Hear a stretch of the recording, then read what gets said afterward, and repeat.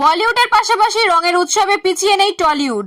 Shooting নেই, তাই দুটো দিন কেউ বেরিয়ে পড়েন ঘুরতে, কেউ আবার সময়টা কাটান পরিবারের সঙ্গে, কেউ কেউ দোল খেলেন চুটিয়ে। বৃন্দাবনে পোশাক শিল্পী অভিষেক রায় ও ঘনিষ্ঠ বন্ধু বান্ধবদের সঙ্গে দোল খেলছেন স্বস্তিকা মুখোপাধ্যায়। পরনে শাড়ি, কপালে টিপ, গা ভর্তি রং। এভাবেই সমাজ মাধ্যমের পাতায় ধরা দিলেন স্বস্তিকা। মুখ ঢেকেছে আকাশী আবিরে। দুই পাশে দুই বন্ধু অঙ্কুশ হাজরা ও ঐন্দ্রিলা সেন। মিমির বাড়িতে দোল খেলতে মত্ত টলিপাড়ার তিন তারকা। হালিশহরের বাড়িতে দোলের দিন ছেলে, স্ত্রী ও বন্ধু বান্ধবদের সঙ্গে রঙিন হলেন তৃণমূলের বিধায়ক রাজ চক্রবর্তী। এমনিতেই নিজের ব্যক্তিগত জীবনকে কখনো প্রচারের আলোয় আনতে চান না কোয়েল। নায়িকার কাছে পরিবারই প্রথমে। দোলের দিনেও ছেলে কবির ও বেশ কিছু কচিকাচার সঙ্গে চুটিয়ে দোল খেলেছেন তিনি। লোকসভা নির্বাচনে এবছর টিকিট পাননি নুসরাত জাহান, তবে যশের রঙে রঙিন তিনি।